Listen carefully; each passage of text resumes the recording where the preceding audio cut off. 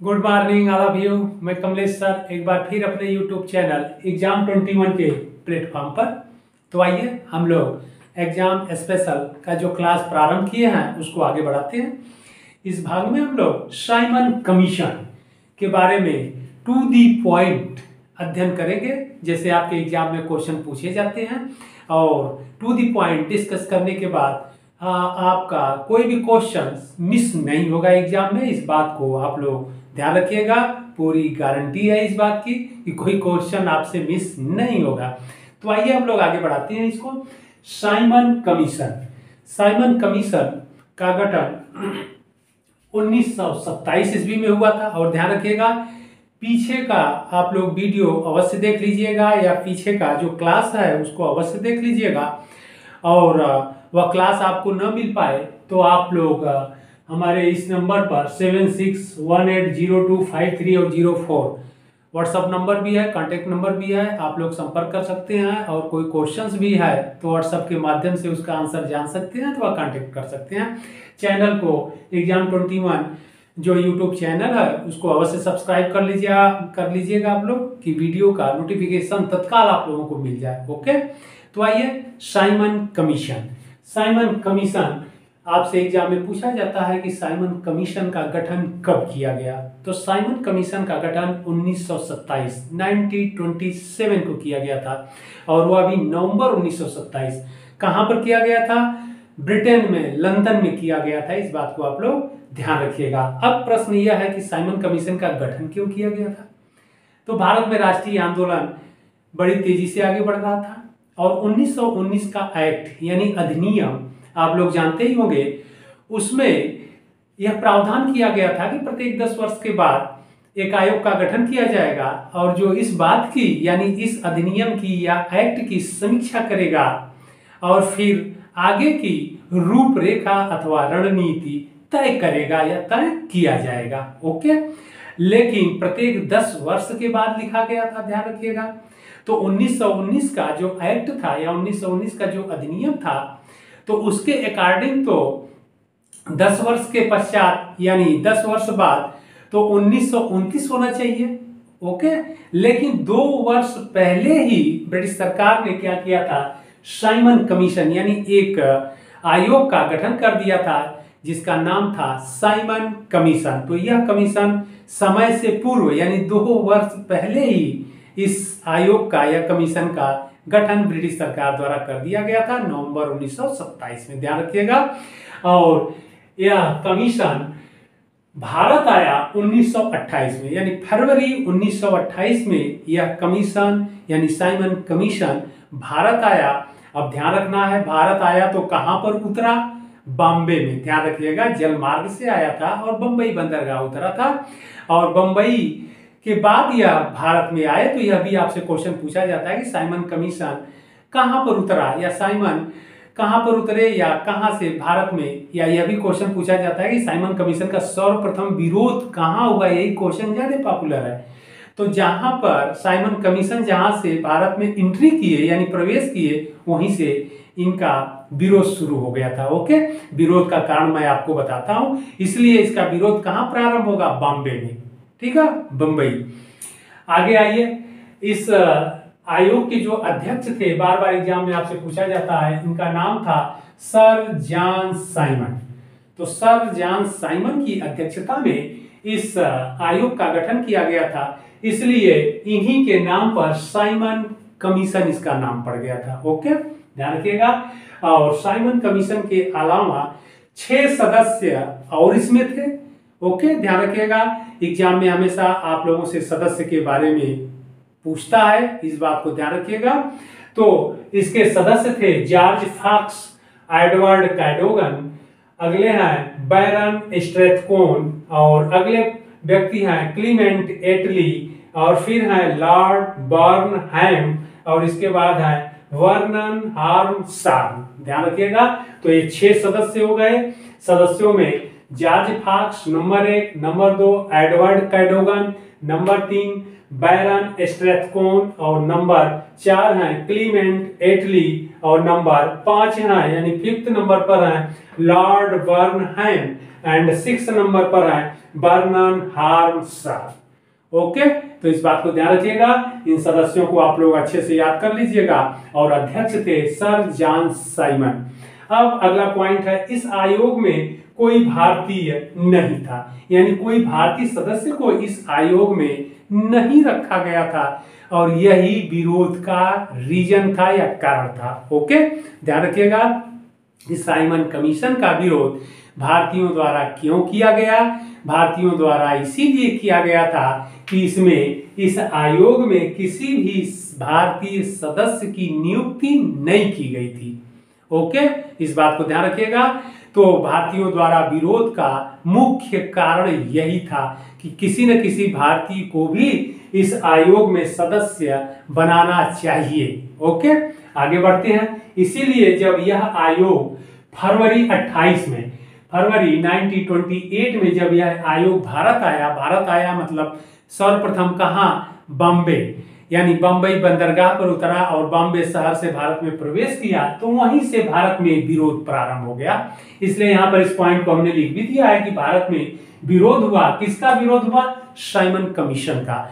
और कहां पर? बंबई में सर्वप्रथम हुआ। ओके, और फिर गो बैक के साइमन वापस जाओ के नारे लगे और साइमन गो बैक के नारे लगे, यानी साइमन वापस जाओ। कहां जाओ वापस? लंदन, यानी ब्रिटेन वापस चले जाओ, हमको आपकी जरूरत नहीं है। और विरोध का मुख्य कारण यही था कि इसमें कोई भी इंडियन पर्सन नहीं था या भारतीय सदस्य इसमें कोई नहीं था। ओके, तो इसके बाद साइमन कमीशन जहां जहां गया वहां उन शहरों में इसका विरोध किया गया, चाहे वह शहर बॉम्बे रहा हो या फिर लखनऊ रहा हो या दिल्ली रहा हो, पंजाब रहा हो, लाहौर रहा हो, हर जगह इस साइमन कमीशन का भारत में विरोध किया जाने लगा। ओके, आगे बढ़ते हैं। लखनऊ में पंडित जवाहरलाल नेहरू ने के नेतृत्व में विरोध किया गया। ओके, ध्यान रखिएगा आप लोग। लाहौर में लाला लाजपत राय द्वारा विरोध किया गया और लाहौर में लाला लाजपत राय द्वारा जब विरोध किया गया 30 अक्टूबर 1928 को ब्रिटिश सरकार द्वारा लाठीचार्ज कर दिया गया या करने का आदेश दिया गया। और इस लाठीचार्ज में लाला लाजपत राय जी पूरी तरह से या बुरी तरह से घायल हो गए और इसके बाद आगे चल कर के नवंबर 1928 में इनकी मृत्यु हो गई। तो लाला लाजपत राय इस साइमन कमीशन के विरोध के चलते ब्रिटिश सरकार द्वारा लाठीचार्ज कर दिया गया और उसमें यह घायल हो गए। घायल होने के परिणाम स्वरूप नवंबर 1928 में इनकी मृत्यु हो जाती है और इन्होंने विरोध किया था अक्टूबर 1928 में। ओके, तो ध्यान रखिएगा, यह बहुत इंपॉर्टेंट है। आपसे बार बार एग्जाम में पूछा जाता है कि साइमन कमीशन का विरोध करते समय किस व्यक्ति को लाठी लगी थी या चोट खाई थी ब्रिटिश सरकार से और इसके बाद वह घायल हो गए। उसके पश्चात घायल होने के बाद उनकी आगे चल करके मृत्यु हो गई, तो वह है लाला लाजपत राय। ओके, इस बात को आप लोग ध्यान रखिएगा। फिर आगे हम लोग चलते हैं। साइमन कमीशन ने मई 1930 में अपनी रिपोर्ट पेश किया, यानी साइमन कमीशन की मई 1930 में रिपोर्ट आई और इन रिपोर्ट की मुख्य बातें क्या है उसको हम लोग देख लेते हैं। तो साइमन कमीशन की रिपोर्ट की मुख्य बातें, पहला है नंबर 1, प्रांतों में द्वैध शासन को समाप्त करना, यानी जो 1919 के एक्ट में यह प्रावधान किया गया था कि प्रांतों में द्वैध शासन हो, ठीक है, तो उसको समाप्त किया जाए। द्वैध शासन डिटेल आप लोगों को जब एक्ट पढ़ाएंगे अधिनियम उसमें अच्छी तरह से समझा देंगे। ओके, और नंबर 2 है उत्तरदायी शासन की स्थापना किया जाए। स्थापना की बात इसने कहा साइमन कमीशन में के रिपोर्ट में। उत्तरदायी शासन से तात्पर्य है डोमिनियन स्टेट, और भारत को अब डोमिनियन स्टेट नहीं चाहिए, अब स्वराज्य चाहिए। ओके, लेकिन अभी साइमन कमीशन डोमिनियन स्टेट की ही बात कर रहा था कि ब्रिटिश सरकार के अधीन रह करके ही भारतीय अपना शासन करें। इसी को उत्तरदायी शासन कहते हैं अथवा इंग्लिश में डोमिनियन स्टेट। ओके, तो अगला पॉइंट है, तीसरा पॉइंट, भारत के लिए संघीय संविधान होना चाहिए। साइमन कमीशन में इस बात को पहली बार कहा गया कि भारत का एक संविधान होना चाहिए, संघीय संविधान होना चाहिए। तो संविधान होना चाहिए। और इस बात को आपसे एग्जाम में बार बार पूछा जाता है कि कब ब्रिटिश सरकार ने कहा कि भारतीयों का एक संविधान होना चाहिए या एक संघीय संविधान होना चाहिए। तो साइमन कमीशन में पहली बार यह बात कही गई। ओके, इस बात को ध्यान रखिएगा। अगला पॉइंट है बर्मा को भारत से अलग किया जाए। बर्मा को भारत से अलग करने की बात साइमन रिपोर्ट ने पेश किया था या साइमन रिपोर्ट में बात कही गई थी। अगला पॉइंट है उड़ीसा और सिंध को अलग प्रांत का दर्जा दिया जाए। तो उड़ीसा और सिंध को अलग प्रांत का दर्जा देने की बात कही गई। तो यह महत्वपूर्ण या मुख्य पॉइंट है, ध्यान रखिएगा। इनको आप एक बार फिर देख लीजिए, एग्जाम में पूछा जाता है कि साइमन कमीशन में क्या प्रावधान नहीं था। ओके, तो ध्यान रखिएगा जो महत्वपूर्ण पॉइंट है आपके एग्जाम में पूछे जाते हैं उसको हमने लिख दिया है, आप लोग इसको देख लीजिएगा। नंबर 1 है प्रांतों में द्वैध शासन को समाप्त करना। नंबर 2 है उत्तरदायी शासन की स्थापना करना। नंबर 3 है भारत के लिए संघीय संविधान होना चाहिए। नंबर 4 है बर्मा को भारत से अलग किया जाए।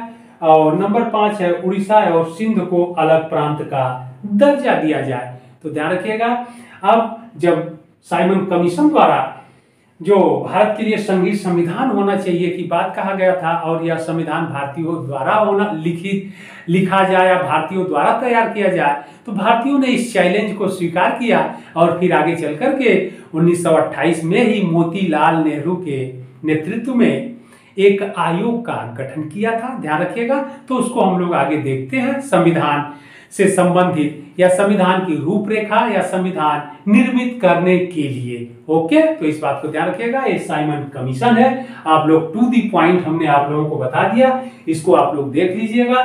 साइमन कमीशन का गठन 1927, भारत आया 1928। इसके अध्यक्ष थे सर जॉन साइमन। इसके 6 मेंबर थे इस कमीशन में। और भारत में यह आयोग 1928 में आया। बॉम्बे में सर्वप्रथम आया, जलमार्ग से आया था। और इसका विरोध होने का मुख्य कारण यही था कि इसमें कोई भारतीय सदस्य नहीं थे। ध्यान रखिएगा आप लोग, इसीलिए इसका विरोध किया गया। साइमन गो बैक के नारे लगे और लखनऊ में पंडित जवाहरलाल नेहरू ने विरोध किया का नेतृत्व संभाला। लाहौर में लाला लाजपत राय इसी में गंभीर रूप से घायल हो गए और फिर इसके पश्चात उनकी मृत्यु भी हो गई।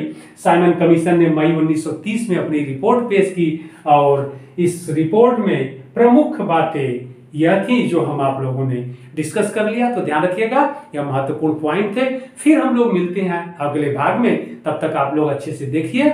ओके।